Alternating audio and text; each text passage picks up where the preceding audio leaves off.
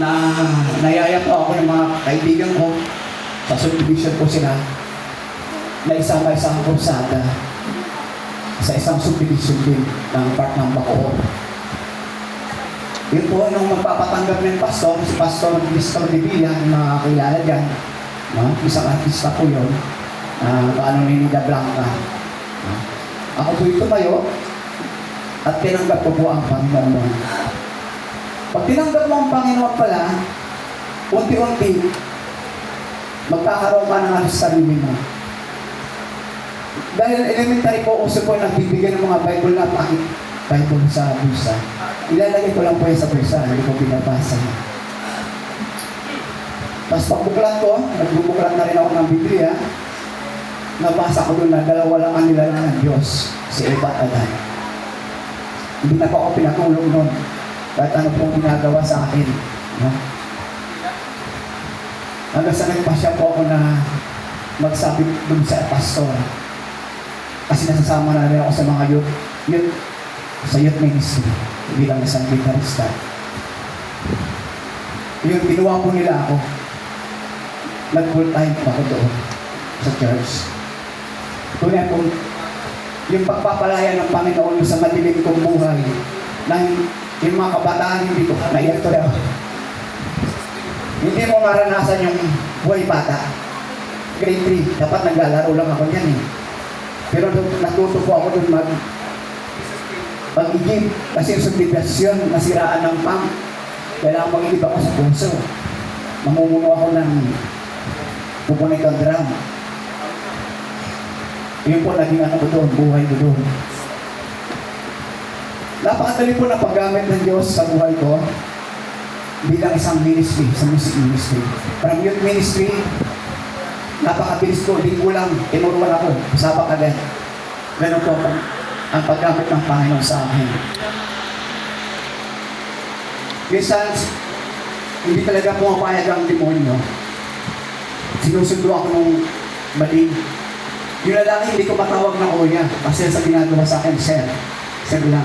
Kahit ilang, mula grade 3 hanggang high school ako, Christian high school. Grade 6, yung makilala ko ang Panginoon.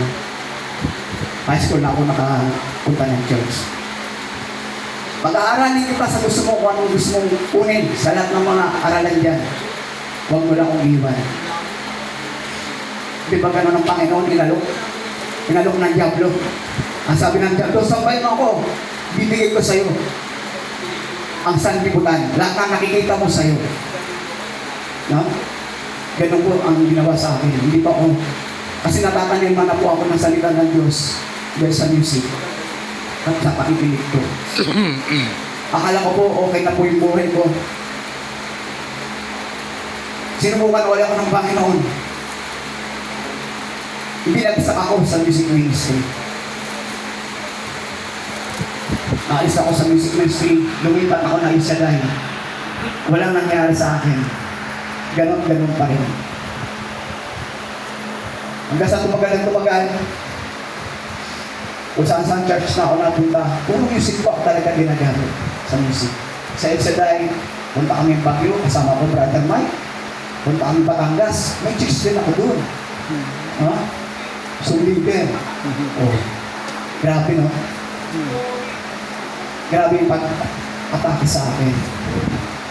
Yun po, nalipat kami sa Taytay. Nakatin ako ng church ng Love of Christ sa Katayan. Tapos, nalipat naman kami. Talagang magulo ang buhay ko. Napakagulo. Kahit sabihin nasa Panginoon ko nun. Ha? Ang gulo ng buhay ko. Kung saan ako napadpad, napunta kami ng Palar, tinako kami ng Ahono, hanggang po napunta po ako sa Solidra. Amen? Ilang taon na po ako sa Solidra. Tunay po ang sabi ng iba sa atin na habang may buhay, may pagsubok. Habang may buhay, may Pagsubok. Hindi kayo nagkakaisa sa sagot. Habang may buhay, may isang sagot lang dapat kayo. Habang may buhay, may Pagsubok. ha? Pagsubok. dapat nagkakaisa tayo ng sagot. Habang may buhay, may pag-asa daw. Pagsubok. Hanggat may buhay, may pagsubok. Sinubok po pala ako ng sinubok ng Panginoon. Dahil ang pagsubok siya po pagpapatatag bilang isang Kristiyano.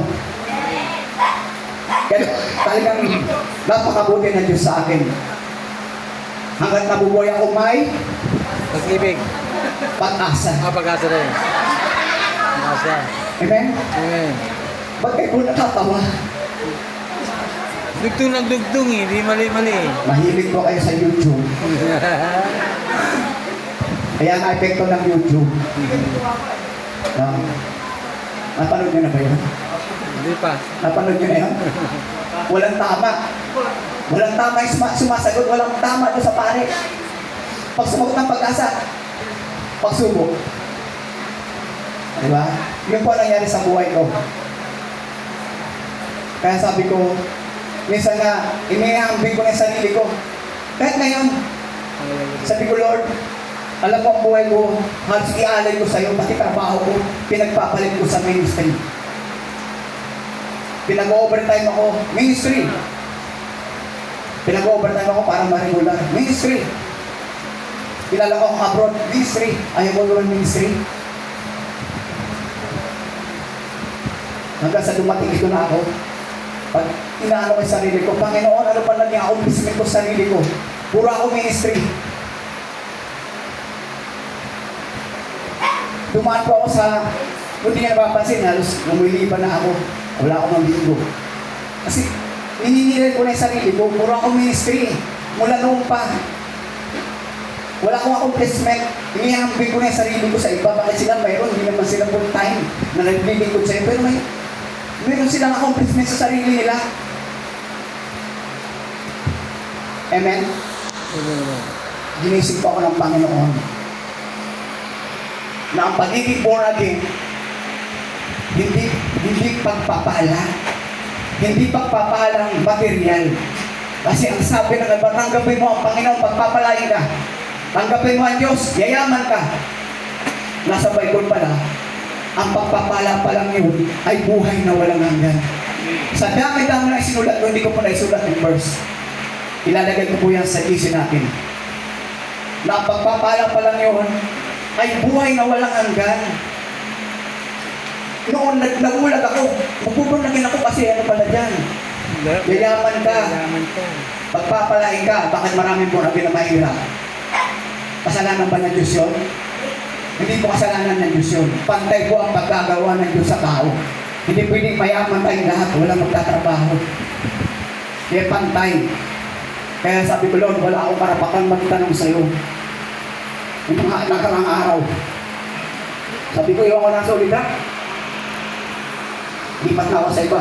Naisip ko, lumipat ako sa bagay pa. Diba? Hanggang sa pinakita sa akin ng Diyos yung verse na yun. Yung pala Panginoon. Yung pagpapala pa lang yun, yung buhay na walang hanggan hanggang ngayon, nais nating makamit. Kaya nga sabi, ang mananatili hanggang wakas, yun yung kaligtasan. Yung pala ang pagpapala na dapat ibigay sa ating ang Panginoon. Amen? Amen. Kaya nga, ang ano ko sa mga kabataan na to, no, sa music, lahat ng youth, lagi ko sinasabi, kung saan kayo pinagpalang church, manatili kayo. Bakit? Effective yung prayer para sa inyo. Binigay ng Lord, tapos gagano ninyo ang Lord, lulungkutin nyo. Minsan absent tayo sa ministry kung saan nyo pagpapalik. Ang Diyos lang po nakakakita niya. Amen? Bakit ko masasabi? Kasi inalay ko buong ministry, nakalimutan ko na yung para sa sarili ko, para sa pamilya ko. Samantalang iba, Lord, ba't yung iba pa ganun? Hindi naman nagpo-full time sa'yo, ba't binigyan mo ng ganun? Na-accomplishment sila sa sarili nila. Samantalang ako, binigay ko sarili ko buong buo. May opportunity ako makapag-abroad. Inayawan ko. Gastos lang ng kumpanya. Dahil sa ministry. Pero sabi ng Panginoon, wala akong karapatan na magtanong. Amen? Sabi na, kampi mo man alam ang kayamanan sa mundo, Kung may sakit ka naman, bali walang kayamanan mo. Kaya sabi ko, pag tinatanong nila ako, anong gusto mo ipadala, Pastor? Kalusugan. Dahil pag may kalusugan ka, makapagtrabaho ka. O, diba? May pera ka, wala ka ng kalusugan. Maubos yung pera mo sa pagkagastos. Kaya napakabuti ng Diyos. Napakalalim. Napakalalim ang salita niya. Kung iintindihin talaga natin, napakalalim. Pero kung nagbabasa lang tayo, hindi natin mauunawaan. Kaya dapat iniintindi natin ang bawat salita ng Diyos. Sabi nga ni Pablo sa Galatia 16:4. Buhay ko ang Diyos ngayon, ha? Basta niya patay.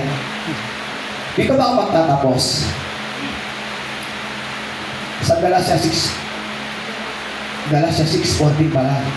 Sabi niya rito, ngunit para sa akin, wala akong ibang ipinagmamalaki maliban sa kamatayan ng ating Panginoong Hesus Kristo sa krus. Yun pala dapat natin ipagmalaki. No? Wala nang halaga para sa akin ang mga bagay sa mundo at wala na rin halaga para sa akin ang mundo. Amen? Oh, magnanais ka pa ba ng mundo? Kasi Pablo nga, hindi na ninanais ang mundo. Ang mas mahalaga sa kanya yung pamatay ng Panginoon. Dahil doon tayo magkakaroon ng kaligtasan. Maraming pong salamat sa Diyos. Sa Diyos ng papuri.